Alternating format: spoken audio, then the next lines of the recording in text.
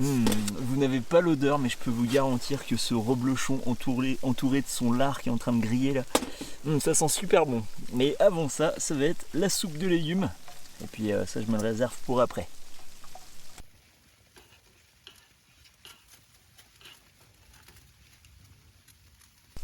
Ah, c'est même trop chaud. Ouais, le poêle à bois, ça chauffe bien à l'intérieur. Dehors, il neige, il y a pas mal de vent également. Là, cette fois, j'ai attaché en fait le sommet de la cheminée. Vous avez vu, j'ai mis des haubans pour tenir un petit peu plus la cheminée avec le vent. Donc, pour l'instant, c'est très efficace. On verra ce que ça donne après. Bon, vous avez remarqué, quand j'ai coupé le bois, j'ai une nouvelle scie. Donc, la précédente qui pèse 200 grammes. Elle est 2 fois moins longue et puis c'est vraiment fatigant pour couper. Oui, j'ai pas des bras de bûcheron, donc pour moi c'était super fatigant. La lame, je la pliais très souvent, je l'ai même cassée sur le dernier bivouac. Donc j'ai une nouvelle scie qui m'a été envoyée par Pyren Bushcraft. Alors elle pèse 450 grammes, donc comme je ne prends plus l'autre qui pèse 205 grammes, on va arrondir les calculs. En gros, c'est comme si j'emportais seulement 250 grammes de plus. Vous suivez? Donc cette scie, elle est vraiment géniale parce qu'elle prend pas beaucoup de place, mais surtout elle a une vraie lame de scie. C'est une scie à cadre en fait. Et la lame fait 40 cm, donc pour couper, mais c'est juste un bonheur. Donc c'est Franck du site Pyren Bushcraft, Franck qui est super sympa, je vous encourage à lui écrire si vous avez des questions, c'est un passionné, il a sa petite boutique de Bushcraft dans les Pyrénées, d'où le nom Pyren. Il m'a expliqué la légende d'ailleurs de Pyren, je connaissais pas, je vous marque ça dans la description. Donc vraiment, je vous conseille cette boutique si vous avez des achats de couteaux, de scie et puis de plein d'autres choses à faire. Voilà, je mets ça juste dans la description.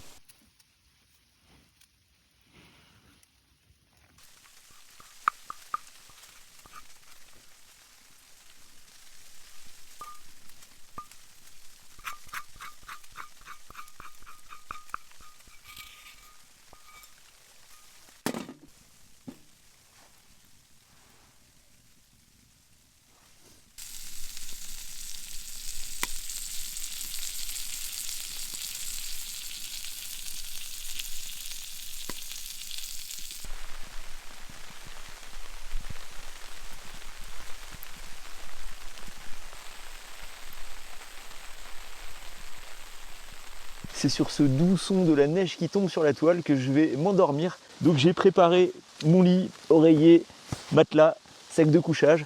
Et puis ça va être parti pour une nuit bercée par la neige sur la toile. Dehors c'est magnifique. Vous voyez ces images avec la neige qui tombe. Le tipi, on verra comment il est recouvert demain. J'ai tapé un petit peu déjà sur la toile pour faire glisser. Et bon, vous savez, une forme tipi c'est déjà assez optimisé pour que la neige glisse le long des parois. Donc voilà, on verra comment ça se passe demain. Est-ce qu'il va faire beau? Est-ce qu'il va pas faire beau? Et moi c'est la réponse dans plusieurs heures, mais vous c'est la réponse dans quelques secondes.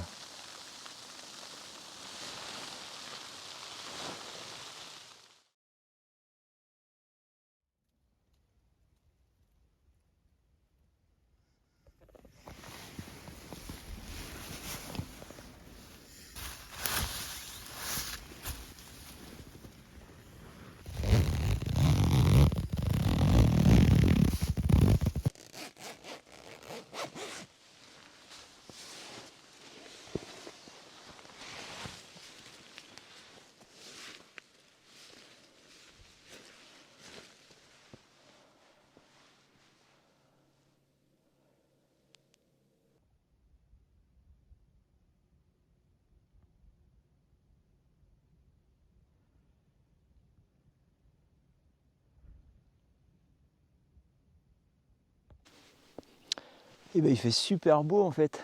Génial. Bon, il a neigé une très bonne partie de la nuit. Ça se voit un petit peu à la quantité qu'il y a eu. Donc la neige a un petit peu réduit l'espace à l'intérieur.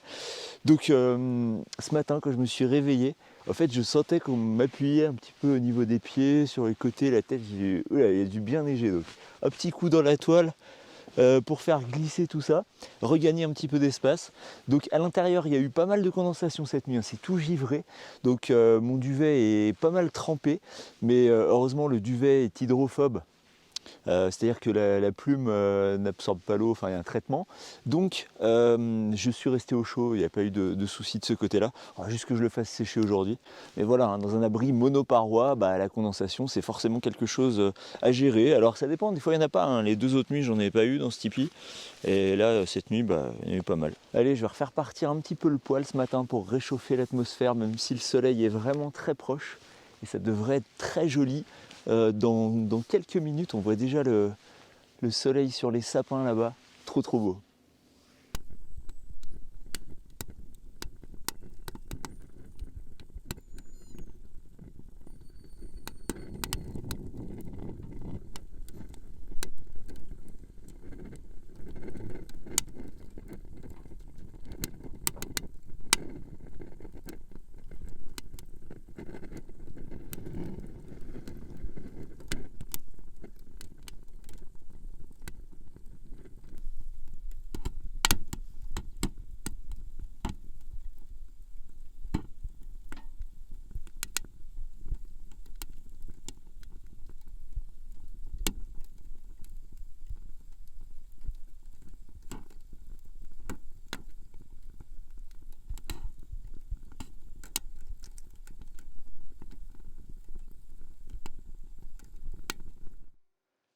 Alors, ça vous plaît ce paysage, hein?